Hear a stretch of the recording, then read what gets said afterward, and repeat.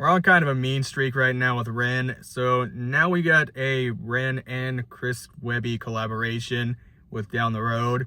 So I've already got the initial thoughts out of the way. I seen the premiere, and then when I was listening to that, it was a way of getting my initial thoughts and everything that I wanted to actually digest with the song out of the way. So the recording you are going to see is just it's technically my second listen, but it is my actual thoughts that I was having during the premiere of it. Just because, one, it's one of those songs where it feels a little more subliminal when it comes to the messaging overall.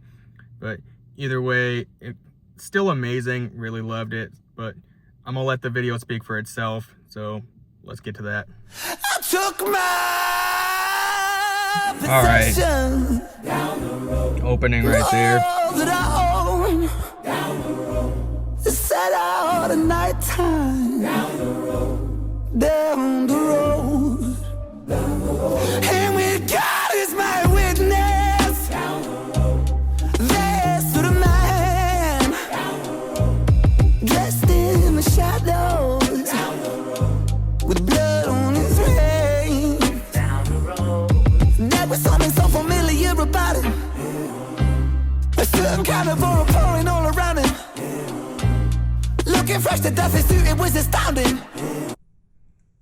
Okay, so off the bat, I don't know if I've stated this in other videos. I don't have the most extensive history with Chris Webby as a whole, but I can tell that these are his vocals. Now, it's very interesting that he went with this style here of almost more of a singing style rather than rapping. Now, at that part right there, he did do the rapping bits there, but the way he opened it up was very, very I would almost say unique to his style from what I know about his musical style. So maybe that's something that him and Ren both went over during production of the song itself. But also, it feels as if this is one of it feels like it's a song a little bit about his backstory getting into music as a whole. I mean, from the looks of that right there, the animation, it seems like I would almost say it seems to sort of represent the music industry as a whole, which he seems to I don't know if that's something he particularly has a lot of context with in his music videos. Well, I don't know if that's the best way to put it, but I don't know if it's something that he particularly raps about a lot or if it's a topic that he's on about a lot. But I would imagine so, with him being an independent artist, that it would be something that he would rap about in some of his music, because as we know with independent artists, normally they are very, very heavily censored. They are shadow banned, and it's very hard for artists that aren't signed with the actual big time labels to get into the industry as a whole. And it's almost astounding that a lot of that there's independent artists now that are actually starting to break through the surface, and they're getting more headlines and everything, and they're getting into the mainstream, which I think is a really good thing. And the song has a really, really, really unique opening for how it's presented. When I got to see the premiere for this, it actually surprised me genuinely with how they decided to start the song out. But let's keep going. Familiar about it. A certain kind of aura pouring all around him. Looking fresh to death, his suit, it was astounding. Yeah, and this thing I think represents like I was drowning. industrialization of standing at a crossroads like in the dull glow of the lit bulbs, flicker silently, quietly tiptoed on the long road, and the man spoke I can hear to me Ren here. excitedly. Hello, dear fellow. And he tipped his hat and he smiled invitingly. Who knows why you felt this, but I felt like someone lit a fire in me. And I felt my stomach turning a turn, and I tried to find the word inconcerned, and the feeling disconcerting. It's strange, but I felt this weird yearning, a craving for something that was urging me over. And then to start conversing, I reached out my hand, he shook it during. He leaned in and said something disturbing. Okay, Ren's style right there is really unique from what I know about his musical style as well. When he's doing like those more elongated, more stretched out words, and he's really rhyming them together. And I believe that Eminem actually talked about this in an interview with how when you're doing rhymes and you're using words that might not sound similar, or they might not rhyme at face value, like in the video, a lot of you have heard Eminem and probably know about the interview where he talks about the word orange, and how at face value it doesn't rhyme with anything, just if you say orange, but it really depends on how you mess around with that word. I guess that's the simplest way I can put it, because I'm a little lacking with the right words right now. But depending on how you stretch the word out, how you elongate it or shorten it up, or even down to the way that you enunciate the word.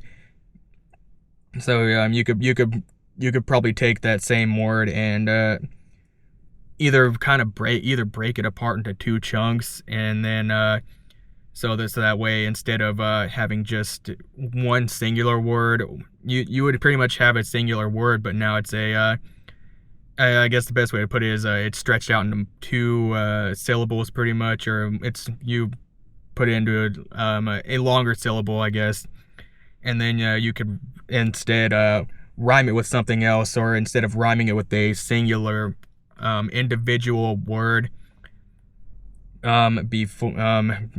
with the face value before it, you can now rhyme it with two different words that are sounding a little more adjacent to that word, which is an absolutely genius move, which is a big thing that I do have come to really respect about rap and hip-hop as a whole, and really rhyming these words out, is that these people get really creative with how they use the words, how they really how they stretch them out, or how they handle them, and it really tells me that they're thinking in a really, really different way from most other people, because most people are going to take a certain word at face value, and they're just going to think orange. No, it doesn't rhyme with anything. But people in this art form that are like Ren and Webby, they seem to be operating on like a whole different level of thinking, where they're not just taking the word for what it is. They're willing to play around with it, and they're willing to really try and find the limits of how much they can utilize it. And Ren does it really good, Webby does it really good in this. Yeah, urging. Okay, actually, I gotta go back 20 seconds, because I do want to point that out real quick. Okay, so here we go. Hello, dear fellow. And he tipped his hat and he smiled invitingly. Who knows why you felt this, but I felt like someone lit a fire in me. And I felt my stomach turning a turn, and I tried to find the word inconcerned, and the feeling disconcerting. It's strange, but I felt this weird yearning, a craving for something that was urging me over. Boom, right there. That right there. You hear that? All I got. That's actually what I'm talking about. I think you guys could actually catch that now that I'm pointing that out. But when he's like stomach burning, conversing, and churning, it's honestly crazy that he can actually really get down to that level of creativity with the words. And it's just they're operating on a whole different level from most people, and sometimes I don't think that they really get the credit that they deserve when it comes to this. But enough talking on that part. I actually want to see this now. Was your desires? Is it fame or fortune you aspire to get about this life that you've been living? Follow me, I'll walk you through the fire. I got every type of flavor in. You should see the budget of the catering. I don't wanna come off as a salesman, but I got the taste that you've been savoring. Let your pain go, let the flames grow. I'll read every thought that's on your mind, cause I know you got a name, so why don't you just write it on this line? Here I got a pen and everything. Who needs a wedding ring? I offer the divine. I don't think you fully understand, but I promise that you will in time, so just...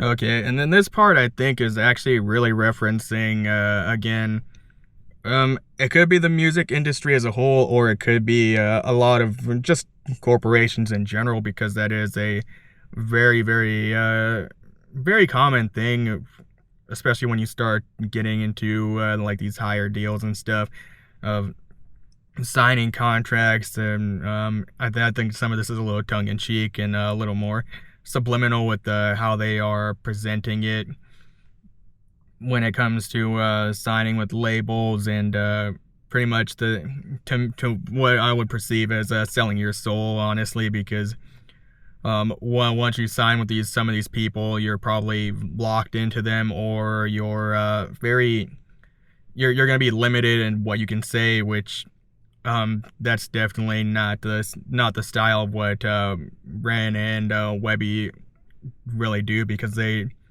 really say it how it is. They express their feelings. I mean, Webby has expressed his thoughts with, especially with the Raw Thoughts series, about like most recently the Epstein files, shady stuff going on in the government, and then also Ren has also expressed a lot of, in his music, frustrations with like the medical establishment.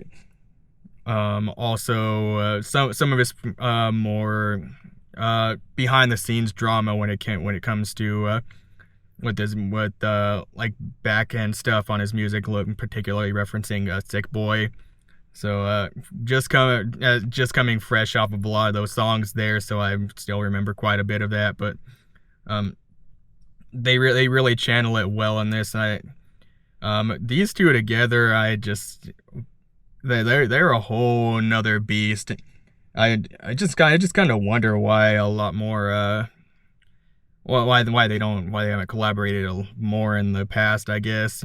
But I mean, they're here right now, and from what I see, they're gonna be dropping a whole album, so I'm looking forward to that. Hopefully they're gonna drop more songs, so that way we can take a look at those too. But let's keep going. That's on your mind, cause I know you got a name, so why don't you just write it on this line? Here I got right a pen there. and everything. Who needs a wedding ring? I offer the divine. I don't think you fully understand, but I promise that you will in time, so just make a choice. So I stood frozen at the crossroads of time, took hold of his paper, and I leant down to sign. Yep, right there.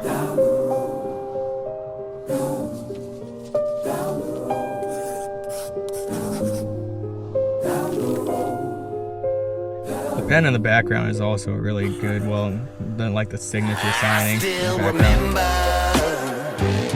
back where I was from. See, I was the favorite, the morning sun. See, I had ideas, but they said they're too grand, so they casted me out without reason to doubt. Now there's blood on my hands.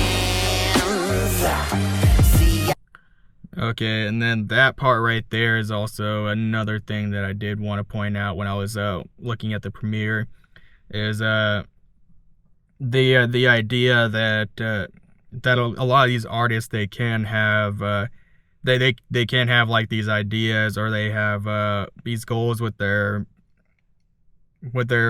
art form that they want to do, but When you start getting into I guess into that level of corporatization, they it's more of a theme now that a lot of creativity is really stifled in favor of just the next big thing, pretty much. A lot of people, I guess, that are fans of both Ren and Webby will probably understand the idea of AAA, I guess in reference, I'll say like AAA games or the next AAA film, that a lot of these business people will essentially, they'll favor those because they feel that it's in a formula pretty much, and they only want to stick to what they believe is going to 100% work, instead of just taking a chance on ideas that come out of people like Ren and Webby, for example. They don't want to take a chance with creativity anymore. If you notice, there's a lot of there's a lot of things that are coming out now that are being released, I guess, that are they feel very, very lacking in creativity. The best example I have of this right now is video games, for example. Right now, in particular, there are a lot of remakes being made. There are a lot of remasters being made. And why do you really think that is? Why? Because those remasters or those remakes did well in the past, and they know that there's a very high likelihood that a rehashing of that same thing would work very well, provided that they handle it the right way. But I mean, let's be honest, how many people have bought Skyrim several times for several remasters? I know I certainly have. I probably have it on like I don't know, 6 different consoles now. And then Resident Evil 4, also a very prominent remade game. Also, I'm guilty of it too. I bought that game many, many times across several different consoles, several different generations. But that's just that's just the comparison that I'm making in contrast to this. That if you're doing something more out of the box that seems really grandiose in their eyes, then a lot of these companies really aren't going to take you at what you would want anyway. But it's just really, really good, man. So they casted me out without reason or doubt. Now there's blood on my hands. See, I've been that one with the silver tongue. Yeah, they say I'm falling, but never run, following the calling. I've been all in with the barrel of a loaded gun, aimed at the masses, at their masses. Yeah, the darkness gon' get you. You can say a prayer if it helps you. That cross won't protect you from the light, bringing lost angel. Shit, I only came to entertain you, but since we made ourselves a deal, you gon' be my fucking puppet till it breaks you. I'ma chain you to the ground, I'll enslave you. Look around, ain't nobody coming here to save you. I'ma take you way down, cause yeah, I know I've been around, but still I got some shit to prove, and I don't really give a fuck how it's gotta happen, but just know that you gotta fucking deal with the devil written. So shut up and listen to play me some blues, and just know the choice that you made today will be the last thing that you ever choose. Okay, and then really good transition right there too. Again, it seems to be a very common underlying theme with this song, the idea of pretty much being chained down. I think that's I believe that's what it's in reference to, about becoming a puppet to those that you sign with, those that you have to make deals with to pretty much get up to the top. And now it did again. Webby and Ren didn't go that way as their independent artist, and you can definitely feel that a lot coming through in their music when they really express themselves. That's kind of the gist of my thoughts with this song. But this is also a really good transition here too. I think Ren plays around with Ren plays around with the guitars a little bit in his music. I don't know about Webby. As far as I've seen, he's very, very, very rap heavy. I could be wrong on that. Let me know if I am in the comments below. But I like that this they have this outro specifically here, because it's it just really lets you sit with the song for a little bit, and lets you sit with the instrumentals, which is very, very I'd say rare now with music in particular, because everything's so TikTok paced, and there's not time to really let the instruments or the choruses really breathe, because everybody just wants super fast paced, in your face vocals all the way through, maybe like little pauses here and there, but they really don't go that route, and they really know what they are doing in terms of how to handle a song. So really solid. I'm just gonna let this play all the way through, because there's not a lot with this particular section right here, but it's still it's still just really overall a good closeout to the song. I don't really give a fuck how it's gotta happen, but just know that you gotta fucking deal with the devil written. So shut up and listen to play me some blues, and just know the choice that you made today will be the last thing that you ever choose.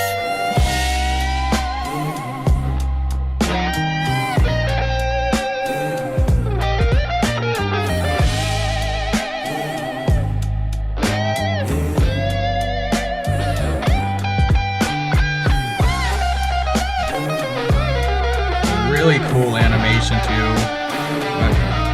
I still don't know how to interpret this exactly, but like right here it seems yeah, like they're reaching out for them right there. This animation might actually represent Ren, if I'm not mistaken.